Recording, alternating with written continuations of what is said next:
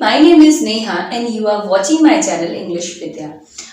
Grammar की series में मैं आपको आज एक इम्पॉर्टेंट टॉपिक पढ़ाने जा रही हूँ, दैट इज टेंसेस। तो टेंसेस होते क्या हैं, सीखने क्यों हैं, क्यों जरूरी है, ये सब सवाल आपके मन में भी आते हैं ना कि अरे इसको पढ़े बिना क्या ग्रामर नहीं पूरी होगी, क्या ये पढ़ना जरूरी है।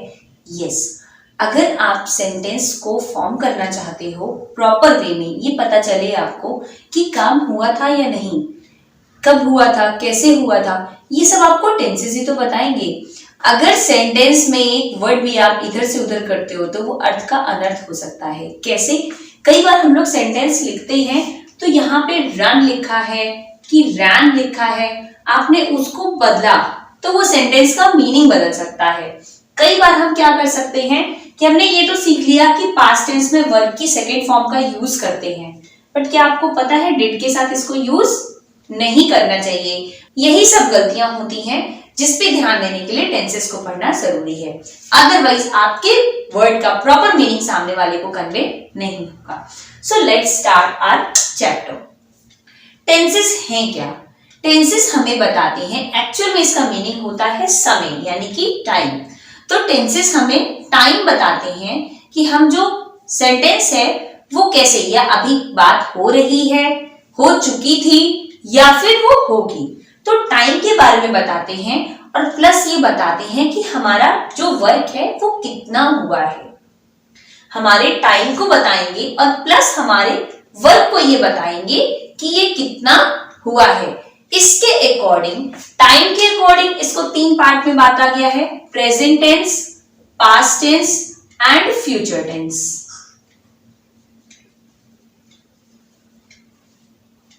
टाइम के अकॉर्डिंग इसको तीन पार्ट में बांटा गया है, present, past and future.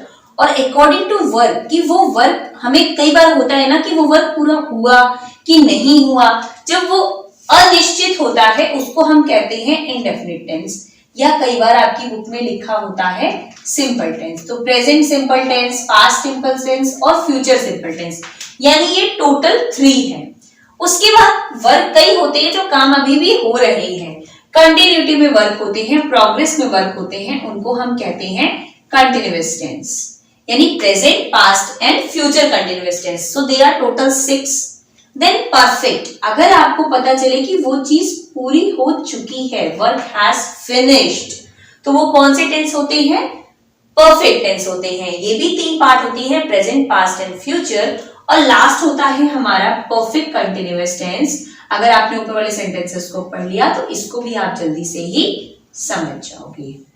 So let's begin our class, जिसमें आपको ये समझ में आए कि कौन से वर्ब की फॉर्म को किस टेंस में यूज करना है, कौन सी हेल्पिंग वर्ब को यूज करना है, ताकि आपकी सेंटेंसेस आपसे गलत नहीं हो। अब मैं आपके सामने लाई हूं कंटिन्यूअस टेंस का एक ऐसा तरीका जिसमें अगर आप सिर्फ इन स्ट्रक्चर्स को अगर समझ लो तो आप किसी भी तरह का कंटिन्यूअस टेंस बना सकते हो।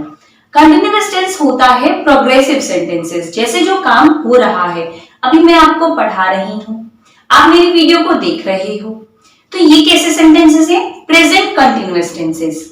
अगर बच्चे बाजार में खेल रहे थे, या आप बोलो कि वो तो कल पढ़ रही थी, इस तरह के सेंटेंसेस कैसे हो गए? Past continuous tenses. और जो काम होगा, जैसे आप मेरी वीडियो को लाइक कर रहे होंगे तो फ्यूचर की बात हो गई, तो वो क्या होता है? Future continuous tenses. तो प्रेजेंट, पास्ट और फ्यूचर कंटिन्यूअस टेंस में आपको ध्यान रखना होगा इनकी हेल्पिंग वर्ब्स का। सबसे पहले आप इन वर्ड्स को समझिए। सब्जेक्ट मीन्स होता है जो काम कर रहा है। अभी आपने पढ़ा टेंस टाइम और वर्क पे डिपेंड करता है, तो वर्क हमारा सब्जेक्ट ही तो करेगा, यानी काम करने वाला कौन होता है? सब्जेक्ट होता है। फिर इसके बाद सेकेंड चीज आपको ध्यान रखनी है हेल्पिंग वर्ब की। हेल्पिंग वर्ब प्रेजेंट टेंस है तो हेल्पिंग वर्ब होगी इज, एम और आर। और इसको क्या करोगे आप? सिंगल सब्जेक्ट है, अगर आपका कोई काम करने वाला एक है तो आप इज का यूज करोगे, अगर बहुत सारे हैं आर का यूज करोगे, आई के साथ एम का यूज होगा और यू के साथ आर का यूज होगा। सिंपल। सब्जेक्ट को आपने ध्यान देते हुए हेल्पिंग वर्ब को लगाना है। जैसे रवि इज प्लेइंग है तो इज का यूज मैंने इसलिए किया क्योंकि रवि एक है। मेन वर्ब की फर्स्ट फॉर्म में आईएनजी का यूज करते हैं। अब सेकेंड थिंग जो ध्यान रखनी है आपने, आपके एक्शन वर्ड्स, जैसे रवि क्या कर रहा है, खेल रहा है, तो खेलना ही तो उसका काम हुआ वहां पे, that is called action word. तो मेन वर्ब क्या है हमारी प्ले, उसमें आप आईएनजी को यूज करोगे, और ऑब्जेक्ट जैसे क्रिकेट खेल रहा है, फुटबॉल खेल रहा है। जब इस सेंटेंस को आपने नेगेटिव बनाना है तो बस आपने सब्जेक्ट हेल्पिंग वर्ब के बाद नॉट को ऐड कर देना है, नथिंग एल्स। आपने अपने बस स्ट्रक्चर में इतना चेंज करना है कि हेल्पिंग वर्ब के बाद आप नॉट का यूज करोगे। पास्ट टेंस की हेल्पिंग वर्ब होती है वॉज और वर। अकॉर्डिंग टू योर सेंटेंस, अगर वो सिंगुलर है तो आप वॉज का यूज करोगे, और प्लूरल आई के साथ आप वर का यूज करेंगे। सेंटेंस स्ट्रक्चर आपका सेम रहने वाला है। इंटरोगेटिव सेंटेंस में आपको ध्यान क्या रखना है, आप अपनी हेल्पिंग वर्ब का प्लेस बदलोगे, उस सेंटेंस का मीनिंग बदल जाएगा। लाइक मैंने आपको सेंटेंस बताया, जैसे अभी रवि इज प्लेइंग फुटबॉल।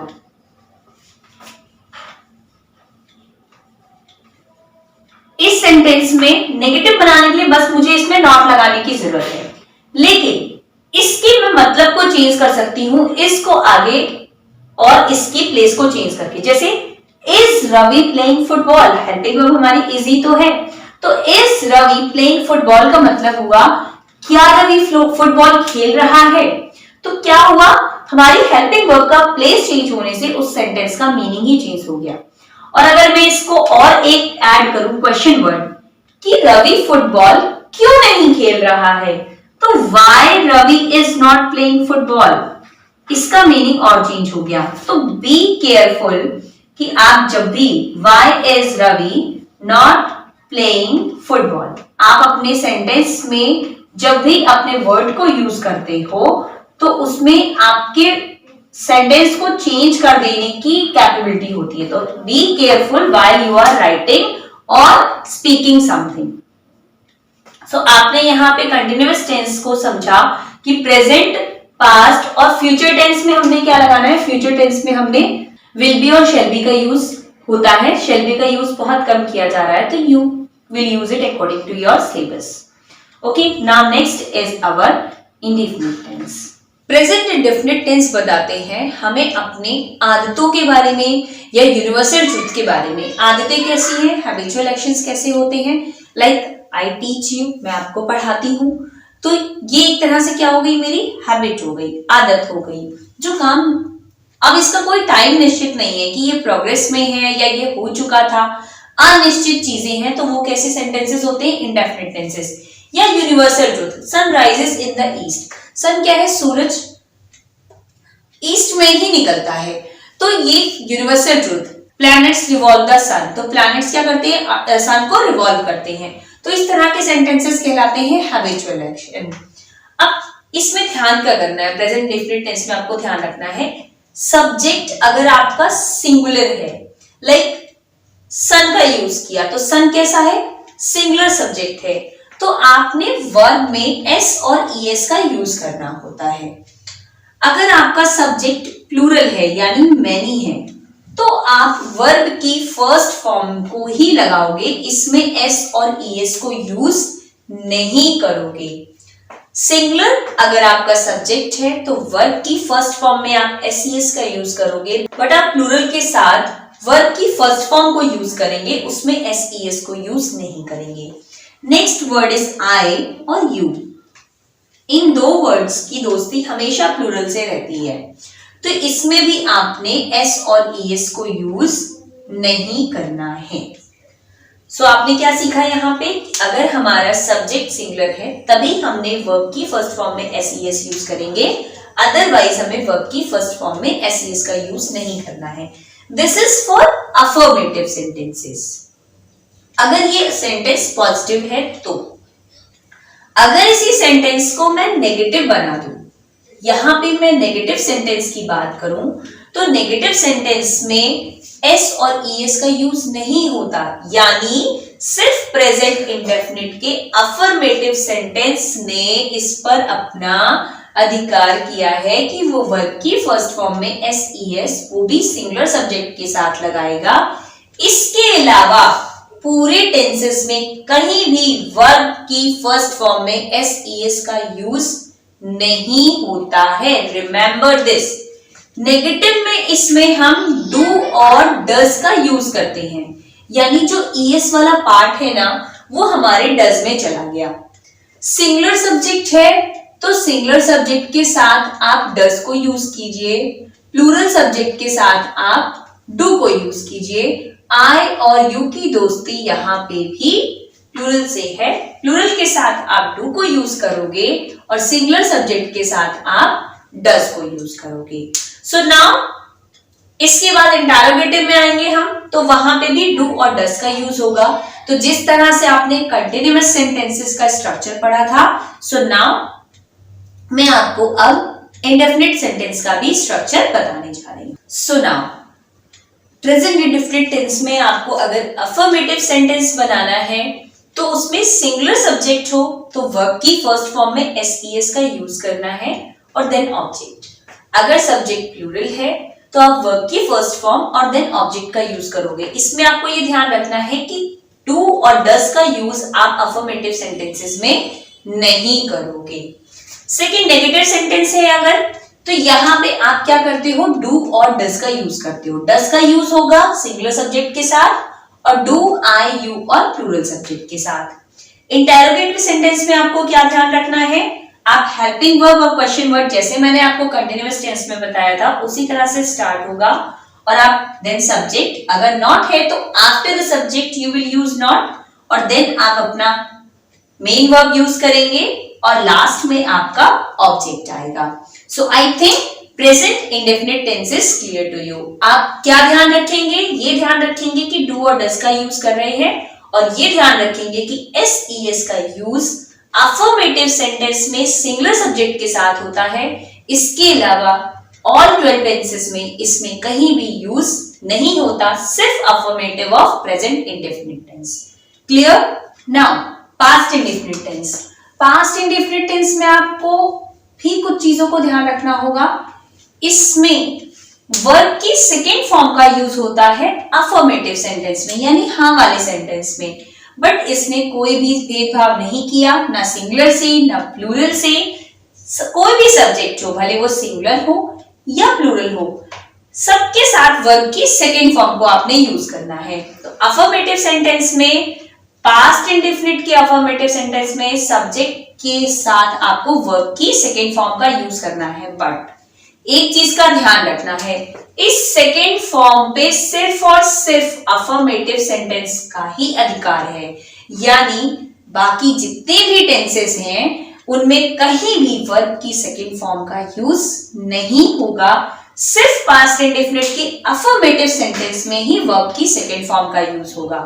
कई बच्चे गलती करते हैं, डिड नॉट के साथ भी सेकेंड फॉर्म का यूज करते हैं। It's a blunder. आपको डिड नॉट के साथ मेन वर्ब की फर्स्ट फॉर्म का ही यूज करना है। सिंटेक्स सेम रहने वाला है, बहुत इजी वे में मैं आपको बताने की कोशिश कर रही हूँ। पास्ट इंडेफिनिट टेंस भी यहाँ पे आपके कंप्लीट हो जाते हैं। Now next is future indefinite tense. इसमें आपको बस कुछ नहीं ध्यान रखना है, विल और शेल को कैसे यूज करना है।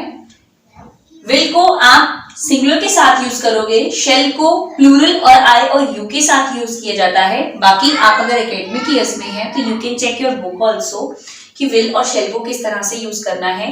अफर्मेटिव सेंटेंस में सिंगुलर के साथ विल, प्लूरल आई यू के साथ शेल, देन मेन वर्ब की फर्स्ट फॉर्म, यानी यहाँ पे भी no ING, no SES, main verb की फर्स्ट फॉर्म। जैसे गो है तो गो ही यूज करेंगे, रीड है तो रीड यूज करेंगे, प्ले है तो प्ले यूज करेंगे। नेगेटिव सेंटेंस में बस नॉट ऐड होना है, नथिंग एल्स। यहां पे भी इंटरोगेटिव में आपको यही स्ट्रक्चर को ध्यान में रखना है।